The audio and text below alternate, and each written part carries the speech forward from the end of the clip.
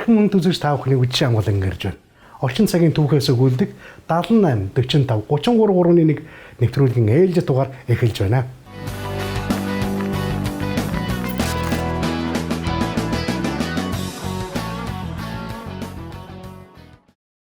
Өмнөх дугаараар бид орчин цагийн хөгжмийн түүхэнд үүссэн нэгэн өвөрмөц бүтээл болох бүжгийн тухай тавч дурдсан. Харин өнөөдөр бол амьдралд онцгой үүрэгтэй нэгэн урсгалын тухай ярих болно.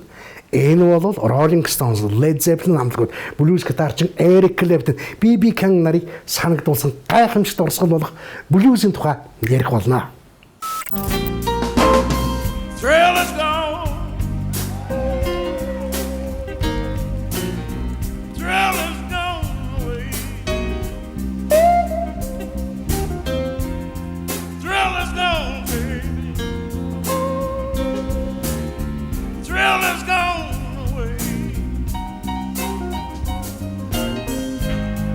Done me wrong, baby. Gonna be sorry someday. Блюз шууд мэдлээгүй юм аа. Америкийн нэгдсэн улсын Луизиана мужаас ахуулаад өмнөд Каролина хүртэл бөөрөөр зэрэгцэн оршдог хөнгөн тариалан голлон хөгцсөн 5 муж байдгийг та бүхэн амдахгүй мэддэг. Тэнд ирсэн эсвэл тэнд амьдардаг байсан Африк гаралтай Америк боолчууд нэгнээ дуудлаганд нь хариулах нэг үгээр хэлбэл харилцааны хэлбэрээс блюз дуунууд үүссэн юм байна. Энэ бол угаасаа Африкчуудын уламжлал Америк төвд цөөрөгдсөн хэрэг гэж ойлгож болно. Эдгээр боолууд нь 1860-аад оны үед блюз хэмээх гуйгт аялгауг дуугаргаж байсан. Онцгийн ирэхээр блюз нь жазын дараа swing жазын өмнө үүссэн. Блюз харилцаа дуунуудаас гадна сүмийн бурхны магтуу зэрэг багтдаг байсан. Мөнх боолууд зовлон гунига төр зурч гэсэн мартахыг нэмэр болдог байсан юм болоо. I've got to leave, yeah. I've got to find some place to go.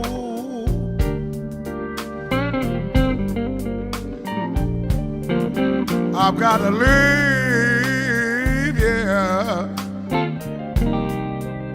I've got to find some place to go.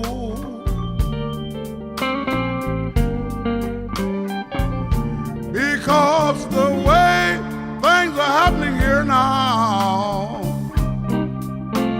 I don't feel welcome here no more.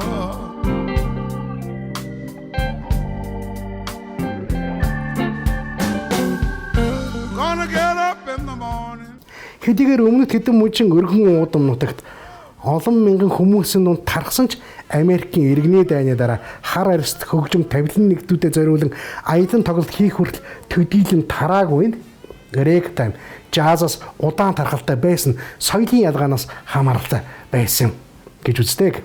За блюз хөгжмийн эцэг гэдэг Уильям Кристофер Хэнди ихэнх болсон Гертруд Рейни нар 20 дугаар зууны ихээр аялан тоглолт мэрэгжлийн хөгжимтэй аялан тоглолт хийж явахдаа анх блюз хөгжмийг сонсоод танил биш хөгжим юм аа.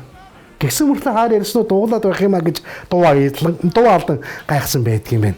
Түүнээс гадна цагаан арьст сонсогчдод Вернон Далхарт, Джейми Роджерс нарын кантри хөгжмийг сонсдог байсан блюзийн тархалтыг саатуулахад одоо нэлээд их нөлөөсөн ойлгомжтой. Блюз хэрхэн хүчээ авсан бэ гэдэг сонирхолтой асуулт бий.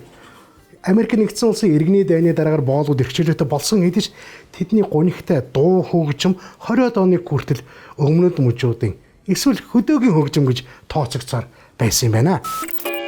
Early this morning when you knocked upon my door,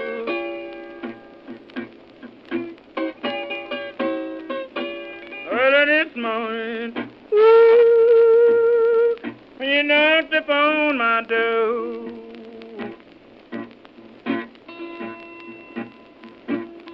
and I said, hello, Satan, I believe it's time to go. Хотын хөгжим бүр тодорхойлбол хотын блюз стил нь илүү дэгж аягтай, нарийн боловсруулсан учраас энэ жанраар тоглох уран бүтээлчид өөрийн орон нутаг шүтэн бишрэгчдийн хүрээллээс гарч олон янзын үзэл бодол, гоо зүй, нийгмийн гарал байдалд дасан зохицох хэрэгтэй болдог нь тодорхой. Дан төгөлдөр хуурч эсвэл цомхон хэмжээний жаз хамтартай дуулдаг, эмхтэй сонгодог блюз дуучид баггуу цуутай байсан. Тэдний дундаас дээр дурсан Гертруда Эрени, Бесси Смит, Лучиле Богнер бусдаасаа илүү их ялгардаг байжээ. Гэтэл хамгийн анхны блюздуутай бичлэгийг блюзэд төдийлөн хамааралтай биш хар эрс эмхтэй дуучин Мэми Смит дуулжээ. I can't sleep at night. I can't eat a bite. 'Cause the man I love, he don't treat me right. He makes me feel so blue. I don't know what to do. Sometimes I sit inside and then begin to cry 'cause my best friend said he's left goodbye.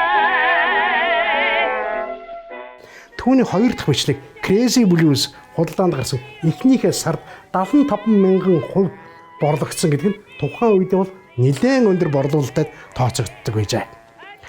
Хар эрс дуучдын бичлэгийг цагаан эрс сонсогчид ялгахын тулд харуудын бичлэг гэж ялгадаг байсан ч тэдгээр бүтээлд нь авд зохиомж буюу бидний өмнөх дугааруудад ярьж байсан импровизаас оролцоо нэмэгдхийн хэрээр цагаан эрс сонсогчдын худалдан авалт тэр хэмжээгээр өссөн байдаг юм байна. My doorbell this morning, gone over the way to go. My bell rang this morning, didn't know which way to go. I had the blues so bad, I sit right down on my floor. Түүнчлэн эмэгтэй дуучид дуулах явцдаа хашгирах, ойрлох, гинших чимээ гарган хүч нэмдэг байсан хөдөөний хөгжмийг хотжуулахад ихээхэн нөлөө үзүүлжээ. За блюзийн тархалтад дан ганц эмэгтэйчүүд голдоод байсангүй. Түүнийг эхэлж гардаж авсан хүмүүс бол элчүүд. Хотын хөгжим болгоход эмэгтэй хар арьсад дуучид амьдаар болон бичлэгээр хувь нэмрээ оруулсан бол элчүүд гар хөмхөн суугаагүй. Ragtime, jazz урсгалыг бодвол харьцангуй urban blues нэрийг авахд Tampa Red, Big Bill Brunzi асар их хөдөлмөрлсөн. Ялангуяа хөгжим сонсогчид талархан сонсох дуртай Nat King Cole, Ray Charles нарын бүтээлд асар их нөлөөсөн хөгжмийн зохиолч, төгөлдөр хуурчин, бас дээр нь дуучин Leroy Carr ердөө 30 наслагтай зөвхөн хөгжим зохиож, тоглоод дуулж авсангүй. Өнөөдөр хүртэл хшиглэж байгаа намун хоолоогоор аялгуулан дуулдаг crooning гэж техникийг тэр гаргаж ирсэн юм байна. Энэ техникээр бидний сайн мэддэг Frank Sinatra, Joe Dassin, Joseph Cabzon, Muslim Magamayo, James Blunt, Robbie Williams нар хүртэл дуулдаг. How long, babe, how long has that evening train been gone? How long, baby, how long?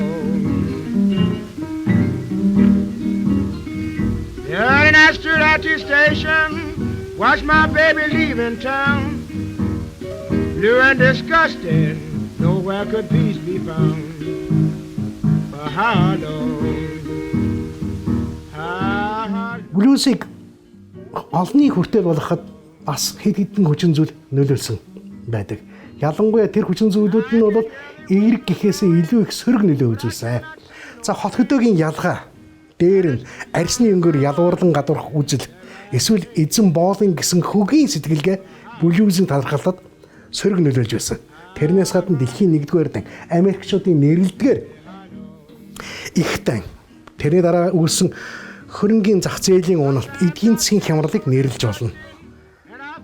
За түнчлэн эдийн засгийн хямралын улмаас ажилгүй болсон хүмүүс сэтгэл санааны дарамтаа мартахын тулд арай хөнгөн хайлсан төмөр шиг оргилж байдаг сэтгэл сэргээсэн одоо тийм сэтгэлийн хөөрөлд оруулах үедээ джазд татагдсанаас болоод блюзийн хөгжил саарсан байх талтай. Гэхдээ аливаа муу бүхэн өөрийн гэсэн сайн талтай гэж эрэлхийг сэрэг шивэк нэгэнтэй дуу алдсан байдаг. Түүний хэлсэнчлэн их хямрал хөдөөгийн хар арьснуудыг хот руу ажил хийх анхны нүүдэл нь хөдөөний блюзийг хотын блюз болоход өчүүхэн төдий нэмэр болжээ. Харин 1940-с 70 он хүртэл үргэлжлэх 5 сая холд авсан хар арьст өмнөдийн болон төвийн мужуудын иргэдийг хой зүг рүү шилжсэн 2 дугаар эхнүүд л тэдний бодот орлогыг нэмэгдүүлснээр барахгүй хөгжим үйлдвэрлэлд цоо шин зах зээл бий болгожээ. За энэ үйл явдал маш их сонирхолтой. Энэ үйл явдал манай нийтийн дууны үүсэл хөгжилтэй тун адилхан байгаамаа.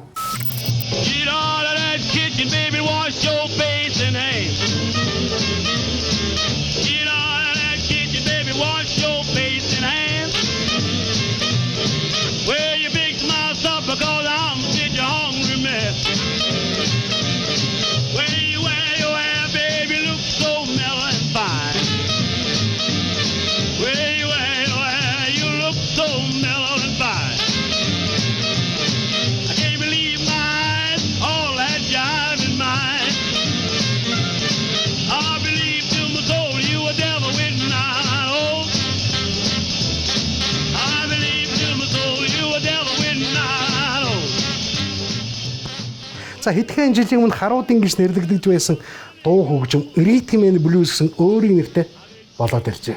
За Rhythm and Blues хурдтай хөгжиж байгаа хөгжмийн зах зээлийн эзэлж аваад тэр тусмаа бүр Billboard сэтгүүлд өөрийн гэсэн Rhythm and Blues гэдэг чартыг бий болгоод иржээ. Маркетингийн стратегийн цахилгаан хөгжмийн хэрэглээ, олшруулалт, ховлол, блюз сахилтыг ерөнхий болгох, блюзтэй холих зэрэг аргаар хотын блюзийн чиг хандлагыг бэхжүүлж хэмнэл блюз буюу Rhythm and Blues хаасайгүйгээр тархаж эхэлсэн байна. Арилжааны урсгал гэж үздэг Rhythm and Blues хөгжим чухал үр дагавар авчирсан бөгөөд jazz, сүмийн хөгжмийн хамт Rhythm and Blues-ийн бүрэлдэхүүнд хэсэг болоход хүргэсэн юм байна. За дэлхийн 2 дугаар дайныг хүртэл акустик гитар хөгжим блюзэд голлох үүрэгтэй байсан бол дайн дуусны дараагаар техник технологи одоо шинжилгээний нөлөөгөөр Чикаго, Мемфис, Детройт, Сент Луис хотуудад цахилгаан блюз хэмээх шинэ стил үүсжээ. За цахилгаан блюз гэхээр манайхан бодож магадгүй нэг дандаа цахилгаан хөгжим байсан гэж. Мэдээж ерөнхийдөө цахилгаан гитар байсан. Гэхдээ цахилгаан өсгөгч хожим нь бас гитараас ширсэн контрбас, бөмбөр, амунхур, микрофон, чанга эрэг системтэй эсвэл хит хүчин чадалтай гитар өсгөгчд тогсдог болсон учраас энийг цахилгаан блюз гэж нэрлэдэг болжээ. За цахилгаан блюзийн жишээ бол ялангуяа 60-70-аад оны үеийн рок хамтлагуудын дунд одоо жишээ болгон дуртахад маш олон хамтлагууд байгаа.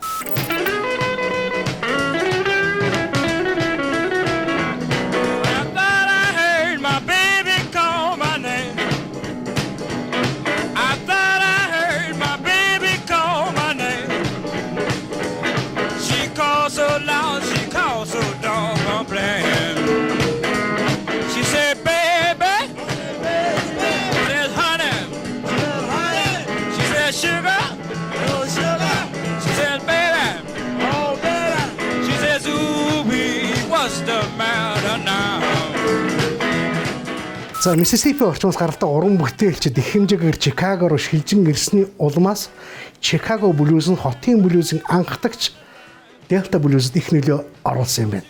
Ялангуяа 1948 онд гарсан Moody Waters-ийн I Can't Be Satisfied дууга бичүүлсний дараа Чикаго хотын цахилгаан блюз хөгжмийн одоо төв болж иржээ. За Чикаго бол тав мэдж байгаа. Тэнцээ одоо Америкийн сүр хүч гэдэг бол ялгардаг, мэдэрдэг. Юун Вашингтон, юун Нью-Йоркоос илүүтэй мэдэрдэг тийм хот гэдэг. Well, I'm gonna wait till late. Won't be back no more. Going back down south, child, don't you wanna go? Woman, I'm trouble. I be all worried now. Well, I just can't be satisfied, and I just can't keep up. За бидний мэдих блюз бол хар арьснууд тоглож цагаан арьснууд сонсох болсон нь одоо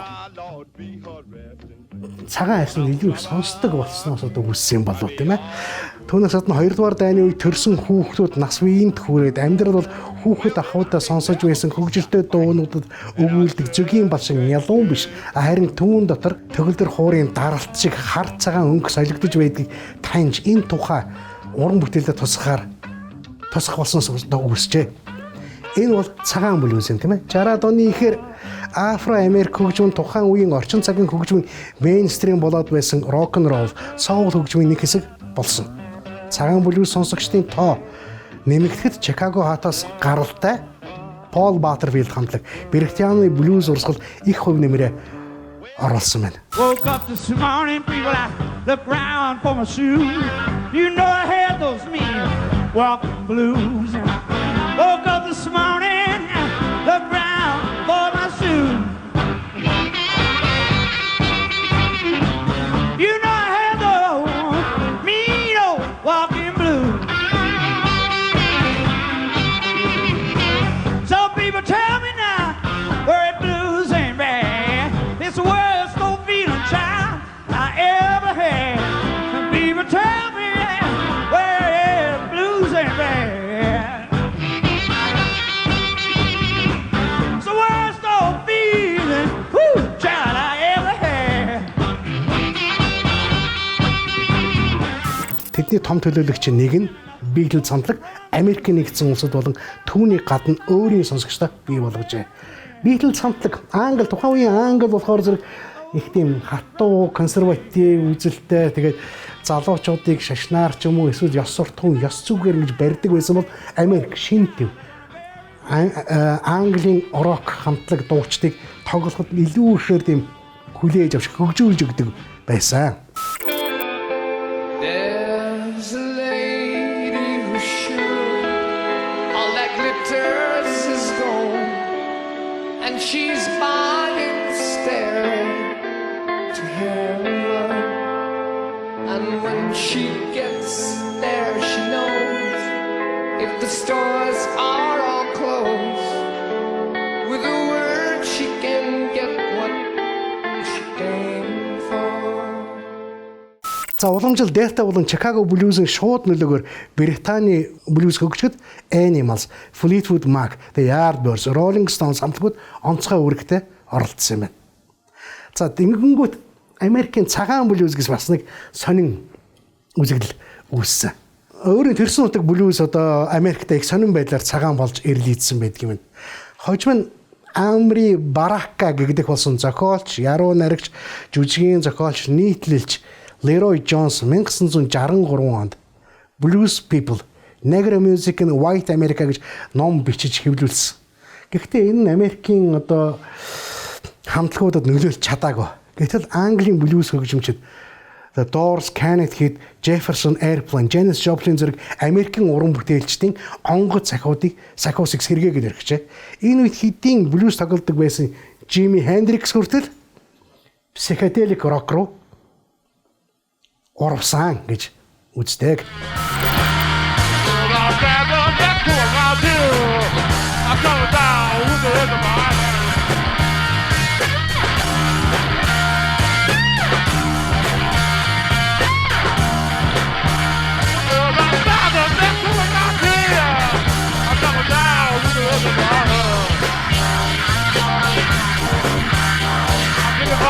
To make an island, raise my little banner, yeah, baby.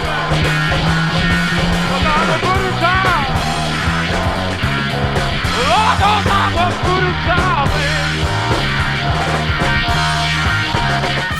Эрхэм үзэгчдээ манай Shinzo's рекорд зургумс болон эхэлж байна.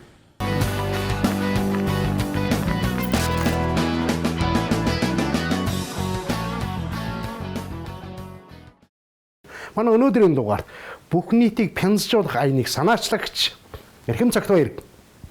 За нэг сайн байна уу? Туулдаг тий. За нэг сайхан асуулт байд юм аа. Энэ бүх нийтийг танилцуулах аяныг санаачлах болсон шалтгаан юу?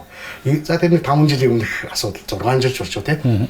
Одоо хэр хэмжээтэй явж байна тий? Хэр өргөжиж байна энэ аймаа?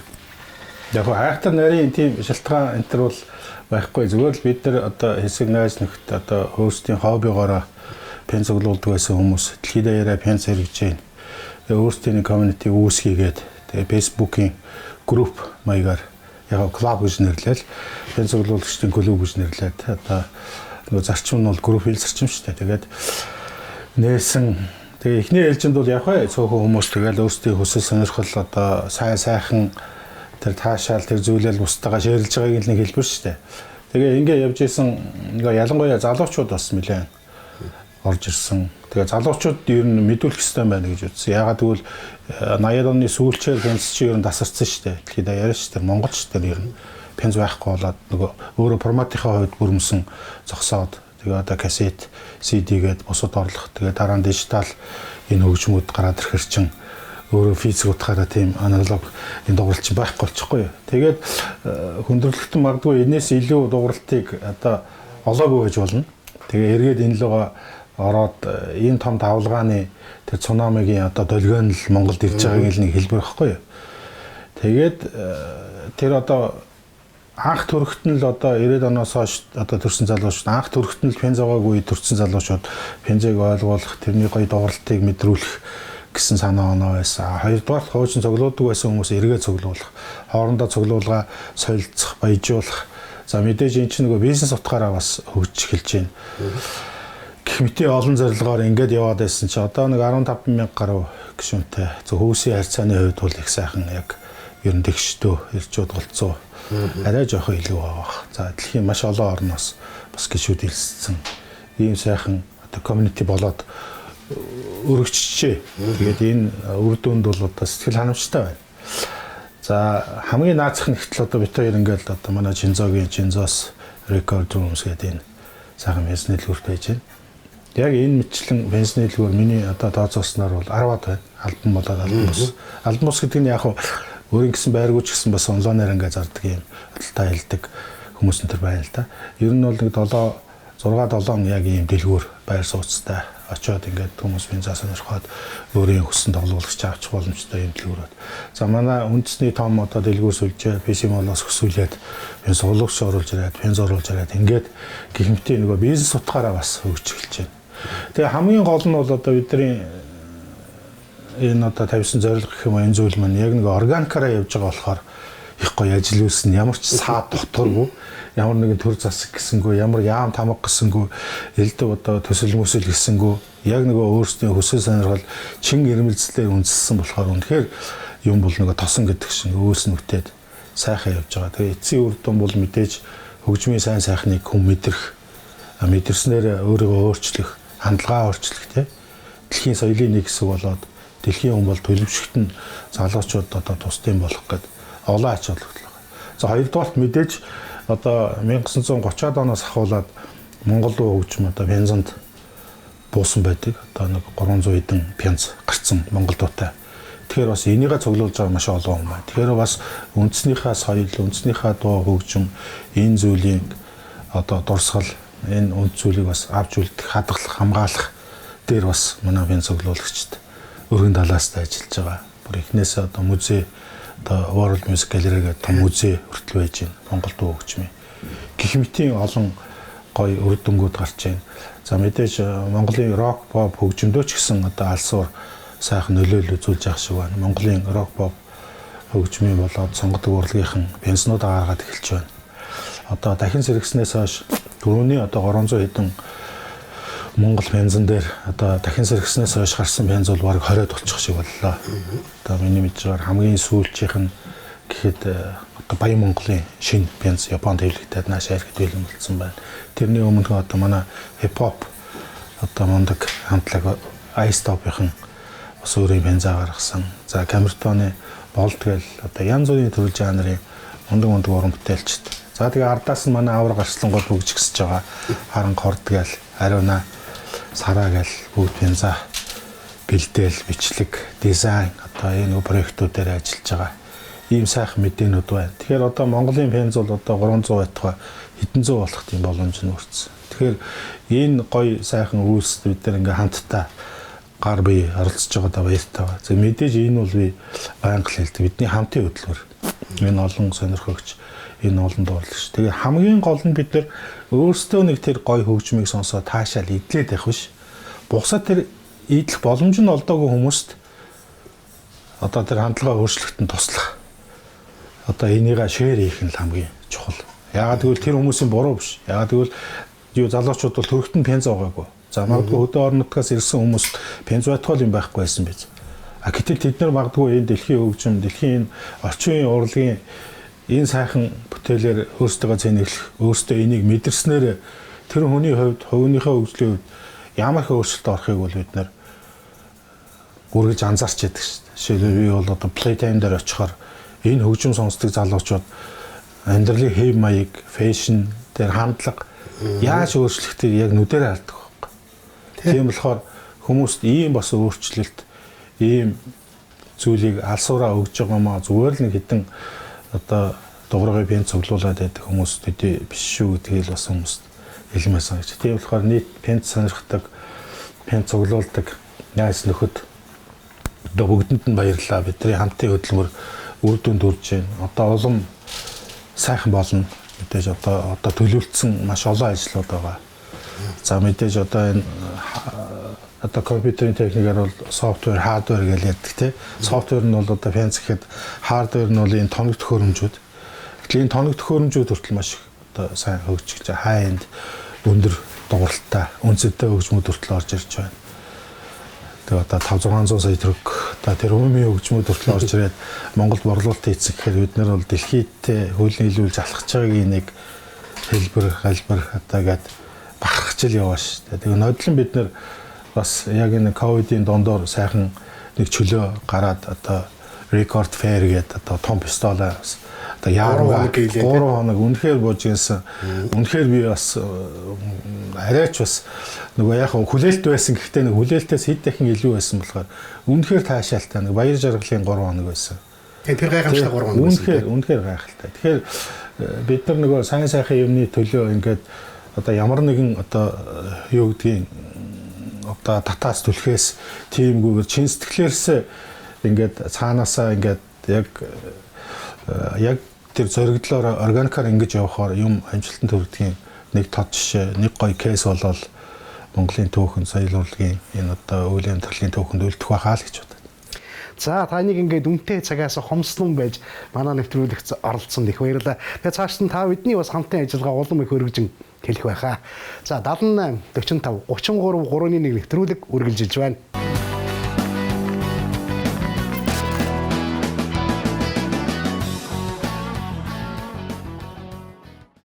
Блюзийн түүх ямар нэгэн байдлаараа манай орчин цагийн хөгжмийн урсгалын тархалтай их төстэй болохыг та бүхэн анзаарсан баг. Гэхдээ блюз хэдий удаанч дэлхийд даяар тарсан бол манай одоо миний нөгөө гэж яриад байгаа хөгжмийн урсгал бол 1,500 км² нутгийн хөлийн дээсээс давж чадаагүйд оршиж байгаа юм. За ингээд манай өнөөдрийн дугаар өндөрлөж байна. Та бүхэн үдшийг тавтаа сайхан өнгөрүүлээрэй. You know, you get the strangest kind of feeling.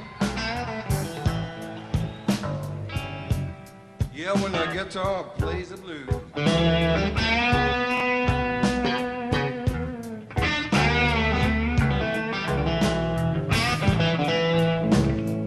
You know, you get the strangest little feeling.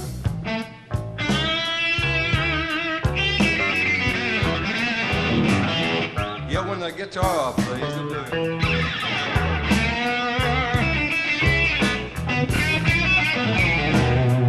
Your body gets a message. You and your soul is got a groove.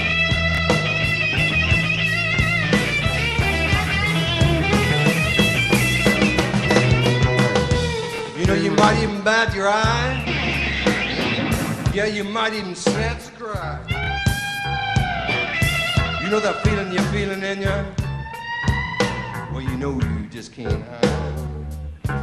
Kind of been like this. You kind of squeak like that.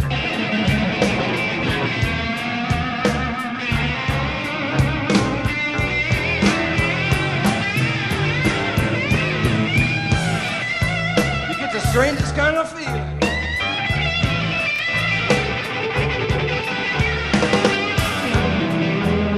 Yeah, when the guitar plays blues.